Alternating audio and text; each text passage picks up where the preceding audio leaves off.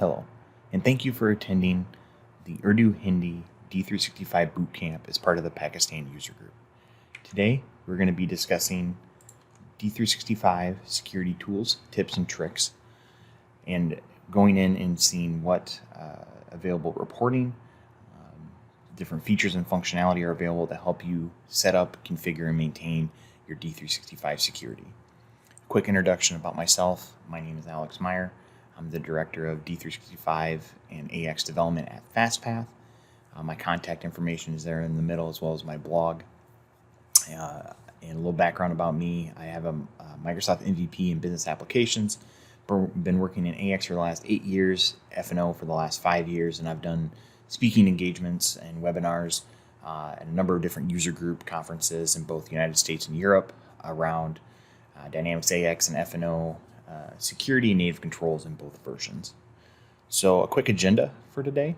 We're going to be looking at talking about security reporting, what is available within F&O currently, and what options you have there. Some best practices about security setup, so where you can go in and what's the best practice from that perspective. How security and user licensing are tied together. So looking at the implications of your licensing based on the security you have set up. Some overall best practices when looking at setting up, configuring, and maintaining your security. And then some security tools that are available, free tools that I've developed to help with this particular process. So let's go ahead and jump in with our first section here. We're going to talk about security reporting. So what reporting exists within F&O natively that we can actually go in and look at? And first, we're going to talk about one of the topics. We're talking about the reporting side of things you can do to help with this particular process. And the first thing is trying to minimize administrator assignments. So when you're talking about security reporting, right, one thing that you can do to help with your security setup, and part of that is to actually go in and assign the sysadmin role to a user, right? This is obviously something that can be done during testing, or should probably only be done during testing, and then define what that user can actually do as part of their day-to-day operations. But one thing we see as part of looking at users' environments is the fact that in some cases, even in a production environment, users will sometimes get sysadmin because your current IT team or security team can't figure out what actual security the user needs, or maybe they pushed off security to the very end of the implementation or upgrade cycle. And so it's very easy to just go in and assign sysadmin to a user because they're going to be able to perform the tasks they need to. And so, what are the implications of that? Well, the first is that it's, obviously this is an easy way out. It's going, the user is going to be able to perform the actions in the system, right? Because they can perform every action, but it's very hard to undo. We kind of jokingly talk about this internally as trying to put the toothpaste back in the tube, right? Once you assign sysadmin, it's very difficult to go in and take that access away from an end user. The more sysadmins you have in your system, it's going to introduce more risk, right? Because you have to account for all of these users having these privileges. It's going to cost more money from a licensing standpoint, and it's going to increase your time for audit. So if you have internal or external audit requirements, the more sysadmins you have is going to increase your time and the money spent and time and effort for your particular audit. So the first report that auditors will normally ask for, if you do have to go through some sort of audit, is a sysadmin report, right? Who's assigned sysadmin in your system, and what are they doing with their access? Or normally two questions that go together. For who's assigned sysadmin, right? You have the out-of-the-box user role assignment report, which can be found at System Administration, Inquiry, Security, and User Role Assignments. Some other types of access reports that we can look at are role access report. So if you go into your security administration, again, that security configuration, and you select an individual role due to your privilege, you can then select a view permissions button. And this will actually go in and show you the complete hierarchy of that particular structure of the security from either a role due to your privileges point of view, and be able to show you every object that particular role degree or privilege is assigned and the access for that particular object. The other part that it also does here is that it will give you the license that's required.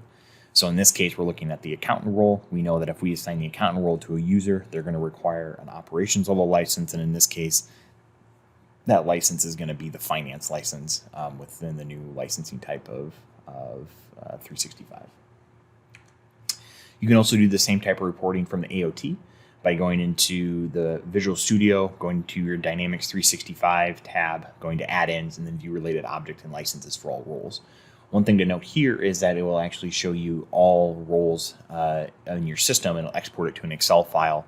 So instead of having to go role by role like you do in the user interface, you can export every role in one click from the AOT. So that could possibly save you some time. All right, in the next section here, we're going to talk about security setup. And the first thing we're going to discuss here are the pros and cons of using the default security from Microsoft.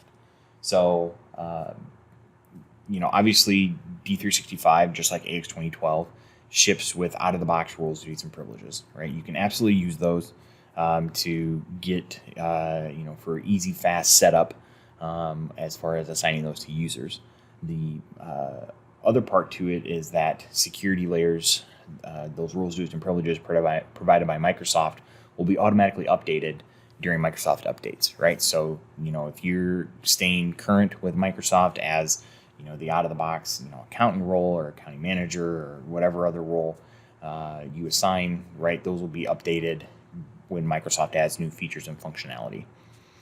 Some cons with this, though, is that it's very easy for that security to be over-provisioned. The out-of-the-box security roles are great from a functional perspective, not so great from an audit perspective, right? Microsoft wants to go in and show all the bells and whistles in every feature and functionality within a particular module, and so they over-provision those different roles to kind of give users visibility to those. And that may not be what is needed in your particular environment. The other part to it is that, again, you'll notice that I added this. Again, the security layers will get automatically updated by Microsoft as a pro and a con. The reason I have it listed both is that some companies want those security layers to be updated, while others have very strict audit requirements that their security doesn't change. And so that can be a con as well if you fall into that category. So you want to make sure you understand what your audit requirements are if you are going to use the default security from Microsoft. Other thing we want to understand from security setup perspective is the different objects that exist within the system that you can actually assign. So the first one we want to talk about is menu items. Menu items come in three different types: the menu item displays, outputs, and actions. Menu item displays are tied to forms within an application. So anytime you go to a particular page in the application, that's going to be driven by access from a menu item display. The second type is menu item output. So anytime you run a report that exports either to the screen or to some shared, reporting share or whatever, that's going to be controlled by menu item output. And then anytime you have a task that you're performing in the system, whether that's closing a fiscal period, some sort of processing that has to occur, that's going to be controlled by menu item action. Right, so those are the three different types from a menu item side. And the second object type you have is tables. So you can actually, and these refer directly to SQL tables, so you can set your create, read, update, and delete to an actual table as well. The third type are data entities. So these are a new object type within F&O that allows you to combine multiple SQL tables together to form a business process. So things like sales orders and system users, will span across multiple tables at the SQL level, but a data entity kind of combines all those together and gives a more human, readable, and consumable endpoint that you can use. One additional feature here is they also allow for CRUD operations, right? So you can actually create, read, update, delete users or sales orders externally if you're going to use the data entity. The last object type we want to talk about is service operations, and these actually refer to X++ API endpoints. So again, you can use these for external services, but they are actually run X++ code when you actually utilize them. Next piece here we want to talk about is the different types of access levels, right? So we talked about object types. Now we're going to talk about the different access levels that you can assign to those object types. So we can talk about access types first. So this is going to be hierarchy based from least to greatest. So when you go into an object, you can normally assign read, update, create, delete, and those are hierarchy as you work your way up the chain. And this can be used for menu items, tables, and data entities. The service operations actually have their own access type called invoke, and you either have access to it or you don't. And so that's what the invoke is used for. So those are the two different types of accesses that you can assign. And then from an access level, each access type, you can either you can set the access level for these as well. So you can either grant access to that object, right? So you're going to grant the read permission or grant the delete permission to an object. And then the other two access types are actually new within F&O. So if you're coming from AX 2012, these access levels didn't exist, but they are the deny and unset. So the deny is actually an explicit deny. It will go in and actually explicitly deny a particular access type to an object for a user assigned to that role, duty, or privilege. And those denies are going to override any grants that are occurring to that particular user. So if you go in and you, even if you have delete permission to an object, if you have a deny also assigned to that object, that deny is going to supersede the grants assigned to that object. And so the last access level here is the unset. And so that's basically there if you don't want to grant access to an object, but you also don't want to deny access to the object, you can just leave it as unset. It's the default state. If another role, duty, or privilege comes along and grants access to that object, right, that's not going to stop it. So the unset you can kind of think of as just that default setting for your access levels. One thing we want to talk about when you're doing your security setup is always remember the company restrictions. So it's very easy to go in and assign roles to a user, but one thing that is somewhat unclear to some end users is that by default, when you assign a role to a user, that user gets that access across all legal entities or companies in your D365 setup. And so you want to make sure that if that user should be restricted to only seeing particular companies or legal entities, that you're going in and actually performing that restriction process. So once you go in and assign a role to a user, you can go in and click on the Assign Organizations button, and then you can go in and actually determine which legal entities or companies you want that user to have that role access within. Once you assign one company restriction, that user only gets that access within the companies that you assign. If there are no company restrictions assigned to that user role assignment, that user gets that access across all legal entities. One thing you can use to help with this is organizational hierarchies. So you can actually go in and set up a hierarchy of legal entities and have the purpose of that particular organizational hierarchy be security. And then you can utilize that when you're actually going in and assigning the organizations to your user role assignment to assign large numbers of legal entities to a particular user role assignment very quickly instead of having to go one by one. Another thing we want to talk about is this idea of setting up least privilege security. So what is least privilege security? It's really a methodology or a mindset that a user should only be granted access to the minimum amount, or should be assigned the minimum amount of access they need to perform their day-to-day operations or their job assignment, right? And so why is this important, or why would we want to do this? The first is that we want to minimize environmental risk, right? If a user has more access than they need, they can go in and intentionally or inadvertently perform actions that would put your company at risk, right? They may go in and click a button not knowing what the ramifications of that are, or change a setting and inadvertently change the large chunks of your environment just because of that, right? And so we want to make sure that only users that should have that access are assigned to that access. The second here is that we're going to lower licensing costs, right? If we're removing security and licensing is tied to security, as we'll talk about here in a little bit, we want to remove all of the access that user doesn't need, because that could potentially save us money from a licensing perspective. And the final piece, again, ties back into the other 2 points that we talked about, but it's going to reduce your segregation of duties risk as well, right? If you remove the access from the user, and the user doesn't need that to perform their day-to-day operations, you're potentially also removing segregation of duties risks that you could have to go in and address as part of an internal or external audit, right? So it's very important to actually go in. And this least privilege idea, it can be very powerful within your organization to help save you money and reduce your risk. The other parts to this, when we're talking about least privilege, is some organizations look at this and go, there's no way that we would be able to implement this. It's too costly. We're just going to use out-of-the-box security.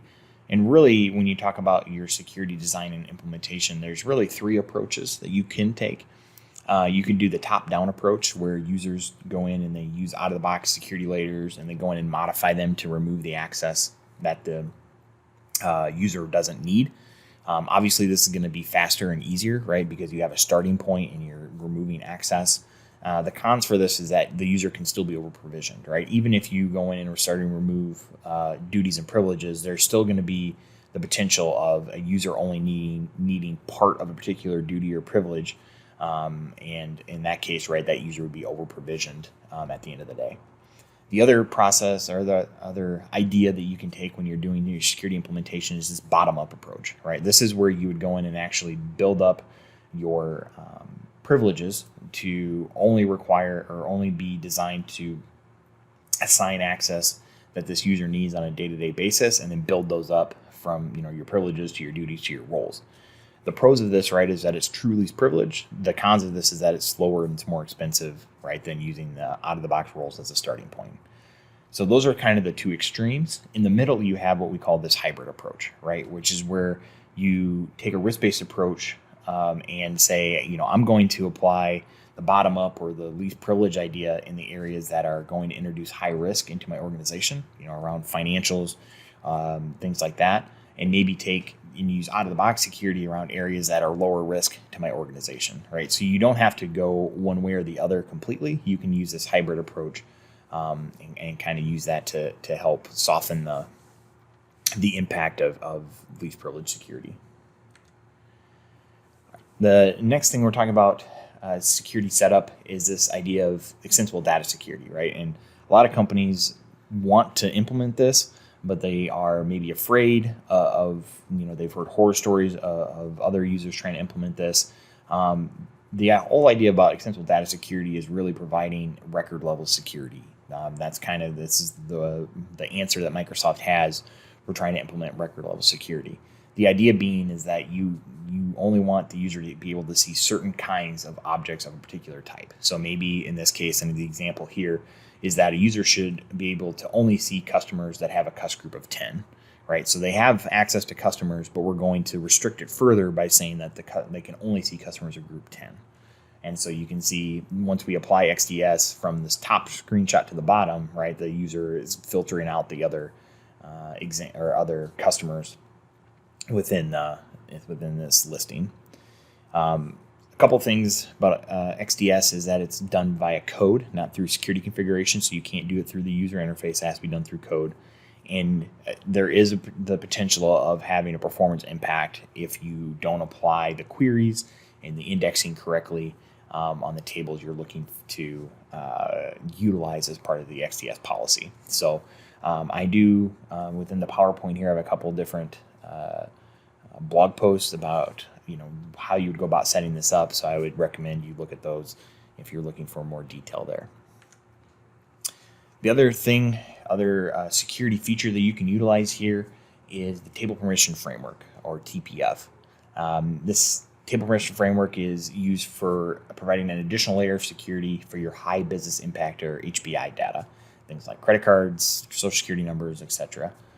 There's actually a parameter on every table and table field called AOS authorization. And if this is actually set to yes, then TPF is turned on. If it's set to no, then it's turned off.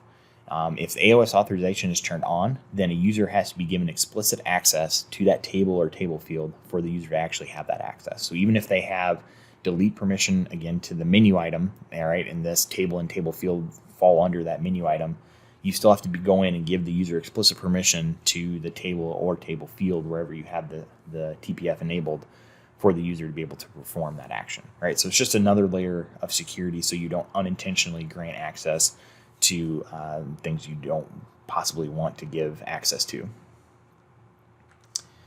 Another key piece to this is we want to leverage the deny permission successfully, right? Because this is a change within FNO, the deny permission didn't exist in earlier versions of AX. All right, there are going to be situations if you're upgrading from AX 2012 to FNO where the deny permission could potentially help simplify your security. And if you're a new user to FNO, right, it could be a way for you to, again, simplify your how you're trying to set up your security within your organization. Again, that deny permission is that explicit deny, which means it's going to override any grants from any other security layers. And so we can deny one of the one of the requests that we get quite often, and where you could potentially utilize this very easily is on the sales order, right? So we want a user to be able to go in and actually be able to edit and modify the sales order lines, but not actually modify the sales order header, right? So we can actually go in and deny the update, create, and delete permission to the sales table itself, and the user can't modify the sales order header, but they can still interact with the sales order lines just as they would before, right? And so this would be an example of where that deny permission can help your security setup and make it a little bit easier as a process. The next thing we want to keep in mind is where our security is stored, right? So where your security is stored is going to be dictated based on where it was either created or modified. If your security, your roles, duties, and privileges are created within the AOT, that security is going to be stored as code or a development artifact. So you can actually go in and see the XML file that gets generated if you go in and create a role, duty, or privilege there, right? It'll actually show that. If your security is created or modified within the security configuration area, on the other hand, your security is going to be stored in the database. So it actually is stored as data, and it's not pushed back to the AOT. So that's something you want to keep in mind as you're going through and designing your security, because you want to have that maintainability across environments. So how you're actually going to move security between your development to your test UAT to prod is going to be very different if you're making changes in the AOT compared to the user interface, right? So you want to make sure you understand the implications of where you're making your security changes and how that's going to impact you moving that security or migrating that security to another environment. And the last thing we want to talk about is utilizing task recordings in the security diagnostics for task recordings feature to help with the least privilege idea that we kind of talked about earlier. So task recordings are a native feature within AX and FNO.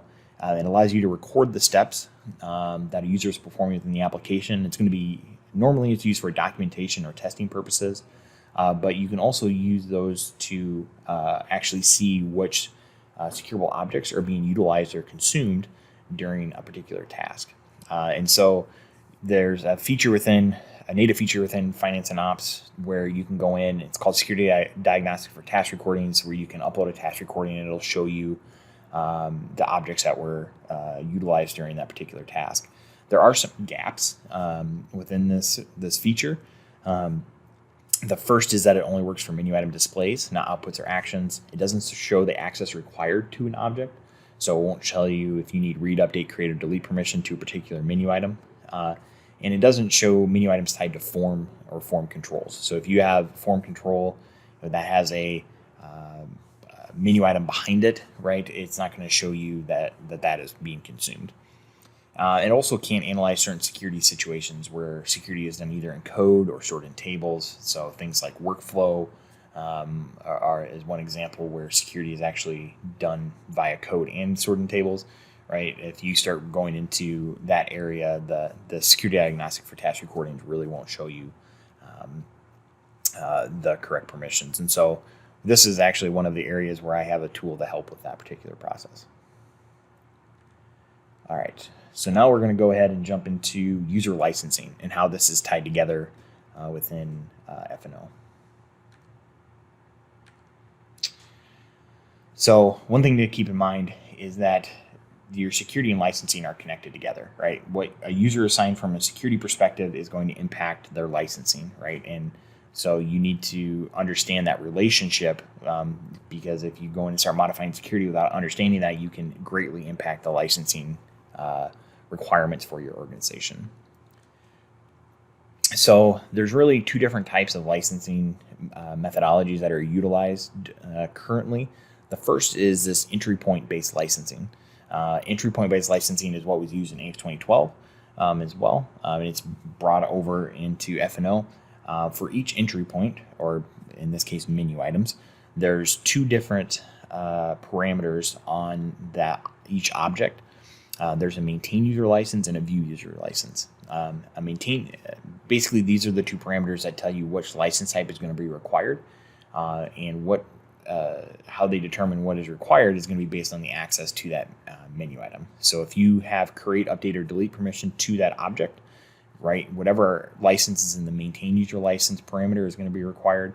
If you only have read permission to the object, right, then whatever license is in the view user license parameter is going to be required, right? So in this case, we can see that an enterprise license is required for the sys user info detail object, which corresponds to an operations license in F&O, and the view user license in this case is universal, or which corresponds to a team member license, right? So we can kind of see that if you had create, update, or delete permission to this object, you'd require an operations license, but if you only had read, you'd only require a team member license. The other type of license is actually what we're going to be, or the license methodology that's used is going to be covered here in the next steps, or next slides as we go forward. So when we're looking at the licensing model, I like to show this one just to show where we came from and then kind of where we are now. So the old licensing model, when I talk about old, this is pre-October 2019, used to have the ability to buy Dynamics 365 plan, which covered both the CRM or customer engagement side as well as the F&O side of things. And then you could also just buy a unified operations plan, which cover finance and ops, talent and retail. And then you could also just go in and buy finance and ops or talent or retail individually, right? So you had a lot of different options as far as covering those plans. Post October 2019, Microsoft changed to this idea of there's no overarching license going across these. You have to pick and choose which modules you want a user to be able to access. And so they had this idea of having a base and an attached license. So there are basically the first license that's assigned to the user is going to be your base, and then you can attach additional license at a much lower rate to that particular user. There are certain combinations of licenses that are valid as far as base and attach, and you can find those within the licensing guides from Microsoft. All right, so we already kind of talked about this already, but the licensing reporting is on this view permissions report that you can find in the security configuration area. Right, so you can actually see the license to the very right-hand side that is telling you, based on this particular access to this object, here's a license that's going to be required. You can also get the licensing information as part of the user license count report, which will show you the license that's required for each role. And the user license count history report will also have this as well. So this report allows you to see the changes over time by the number of users that require an operations, activity, and team member license. And you can do the same reporting again in the AOT, that view-related object and licenses for all roles report that we looked at earlier also has the license detailed on it in that Excel file that it generates. So I talked about the idea that there are two separate methodologies. There's that entry point based licensing. The other methodology from a license perspective is is at the privilege level.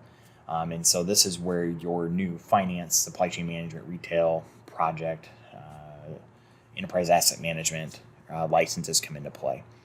And so there is one report within F&O that does show this. It's the user license estimator report. And this is the only report that shows that new methodology, other than the view permissions report that just includes and says, here's the license that's required. There's not really a good report within F&O that shows why a particular user or role or duty or privilege requires a particular license. And so that's where other ISVs come into play to help with that particular task. But as far as the next question that you have when you look at this is, well, how are we actually generating this, right? How is this how is this access that this user has generating and requiring this particular license? And so how this is actually done behind the scenes is that at the privilege level, Microsoft is basically determining which license SKUs are going to be required. So if a user is assigned a particular privilege, they're going to require a particular license because of that. And so there's a lot of moving parts behind the scenes here, but basically there's a JSON file that gets populated into the licensing service plans privilege table, and this is then going to dictate which license is required for a particular privilege. But now that we have these two licensing methodologies, how do those work together, really, right? How do those go in, and how do you determine which license is going to be required for a user? And there's really, you have to combine both the entry point based licensing we looked at earlier, as well as the privilege based licensing we just looked at, and to determine what the licensing requirements are. So I created this Visio diagram to kind of give you a waterfall method to show, or a decision tree to actually show, what, if you follow this, it'll actually show you, what the determination is of what license is going to be required, right? So again, there's, I have numerous blog posts around this as well. So if you want to go into a deeper dive, you can absolutely find that on my blog. But this video diagram is very useful when you're going through and looking to say, how is this user, what licenses does this user require? All right, the next section we're going to talk about here is best practice. So what best practices can we find and utilize within our, from a security standpoint? One big thing that I have found that is very helpful for users in how they should treat security is really looking at as security as the same as code, right? Whatever process you have for code, right, going in and moving between your different environments, that's how you should treat security as well, right? So just like you can't go into production and make changes directly to security, or make changes to code directly in production, you shouldn't be making security changes directly in production either, right? It should go through your same development ALM process that your code is going through while you make the changes in the development environment.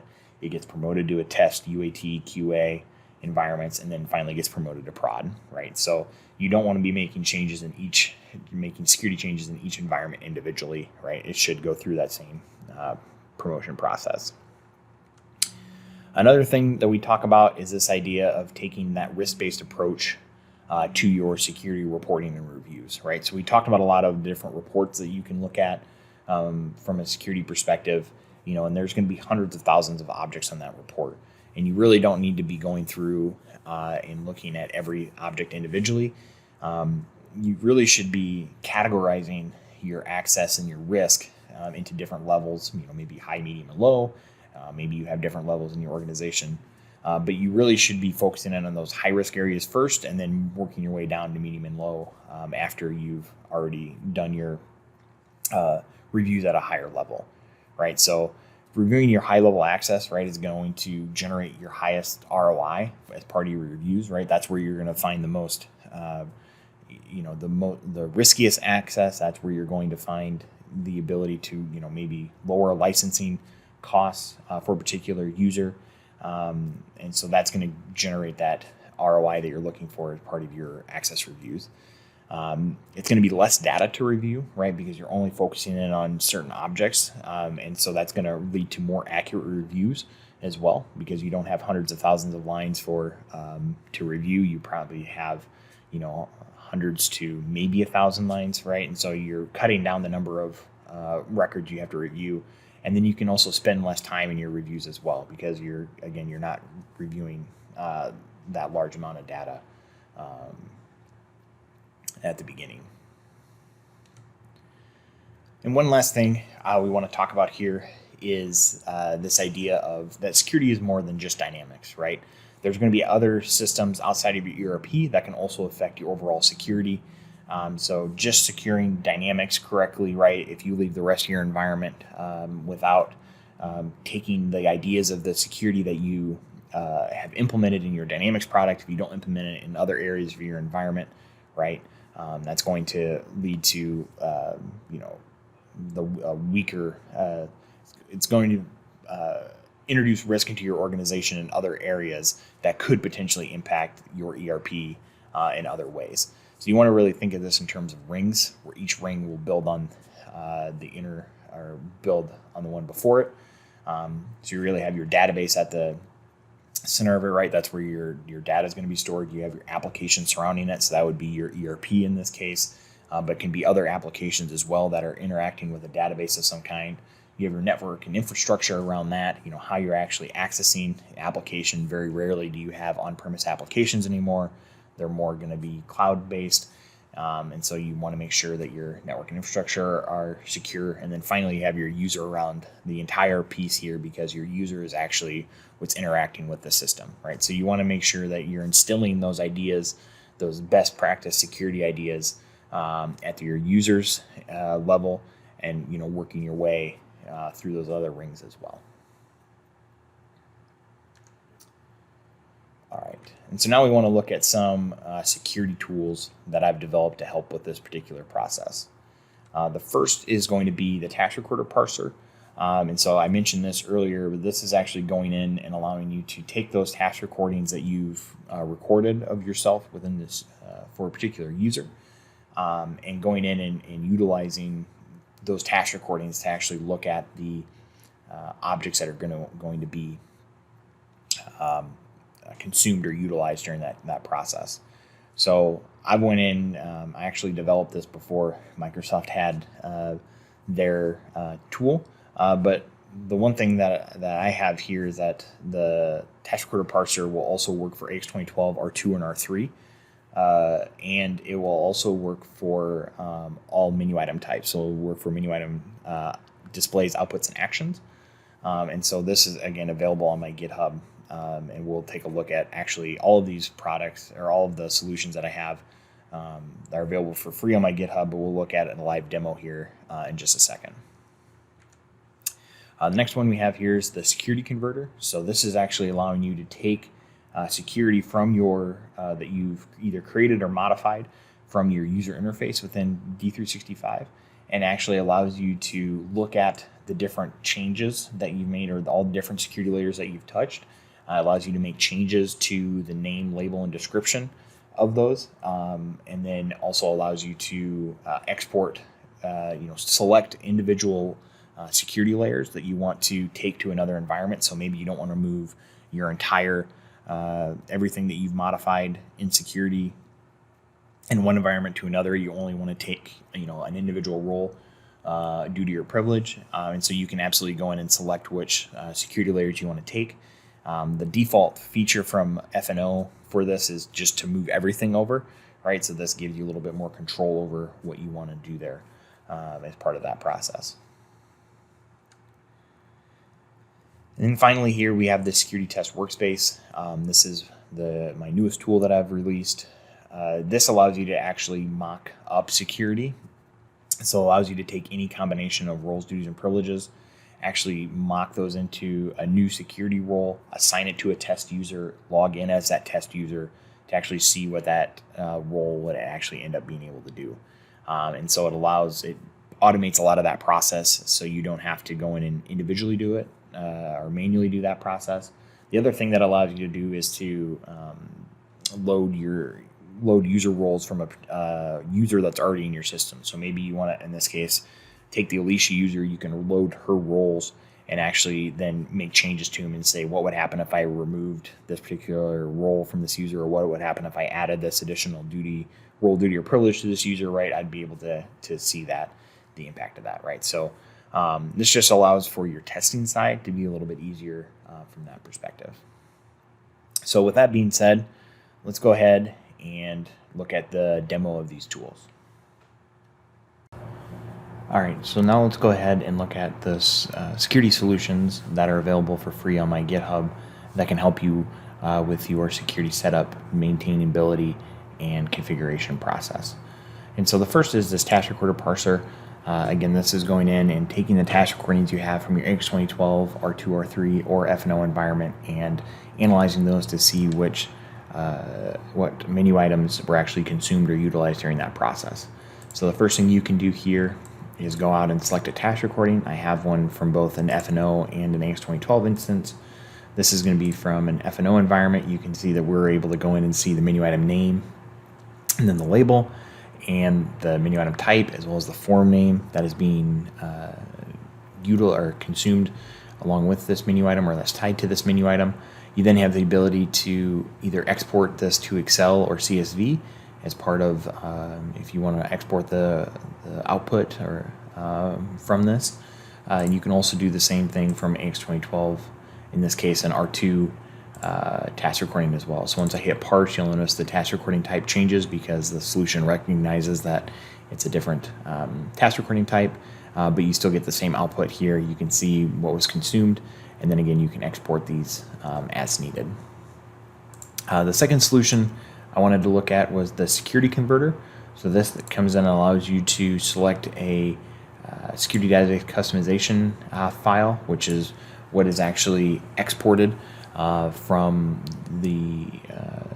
your D365 environment. If you go to security configurations and then actually go up to data and export, this will export all changes you've made in the user interface to your security to an XML file. You can take that XML file and go and actually import it into another environment directly, but it's going to take across all of your security changes. And so in some instances that's not what the output that we're looking for, and so in that case then you can use a security converter to help with that process. So in this case we can come in and process this file. We're able to see that in this case this security database customization contained these roles, duties, and privileges that were modified. I can then come in and make changes to this. So this duty was created in the user interface. Maybe I don't want it to the name of this to be the GUID that was assigned by Microsoft, and so I can come in and I can actually change this to whatever name I would like. So I can do that same modification at the label and description level as well. I then can select which roles, duties, or privileges I want to actually move. So maybe if I wanted this role, you'll notice that it also will select this privilege because this privilege is assigned to this role. So to maintain the validity of our security setup, we actually have to export both of those. You then have the ability to export this to a UI file, which will actually export another XML file with just those two pieces or security layers as part of it. And so it would only, if you were to import that, then in another environment, only these two security layers would be brought across. Or you can actually export this to code, which actually exports this to the XML files that are utilized in your AOT. So you can actually take those files back and actually add them to a project, a security project. So if you've created your security in the user interface and you want to move it to the AOT, you can absolutely do that as well with this solution. And the final piece I wanted to show here, the final solution, is the security test workspace. Again, this allows you to come in and actually mock up your security and test your security without actually going into and manually setting it up in the user interface or assigning it to a test user or any part of that. It handles all of that behind the scenes. So there are a couple parts of this you have to set up. The first is the connection window, which is telling you where you're actually pointed to, which F&O environment you're going to point to, because we're actually going to have to go out and mock up this security. So we're actually going to make changes to your security setup as well as the user role assignments. So you have to give it a service user that you're going to use. So which user are we actually going to assign this mock role to? You can select a web browser that you want to utilize, and then the service operation endpoint. So there's actually a deployable package as part of this out of my GitHub that you can utilize if you're not a FastPath customer. If you are a FastPath customer, then you can utilize the already existing endpoints that we have as part of our Security Designer product. But the idea here is that what this is doing is it's creating a new role.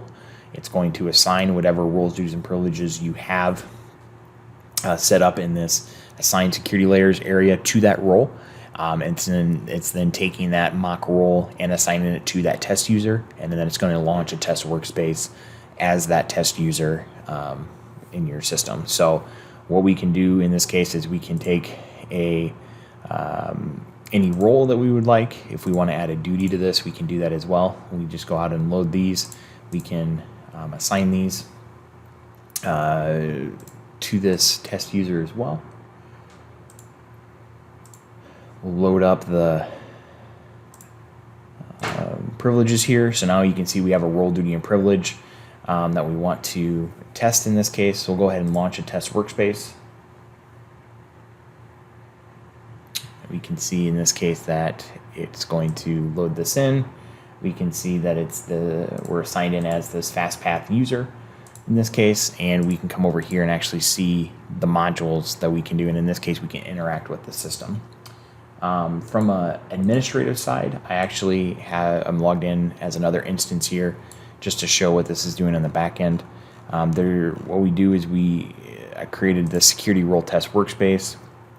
You can see that there are sub roles, duties, and privileges assigned, and we can go through and actually see that the security role test workspace role is created. It then assigns that batch job manager role that we had, the maintain absorption cost duty, and this view abbreviations privilege to that role.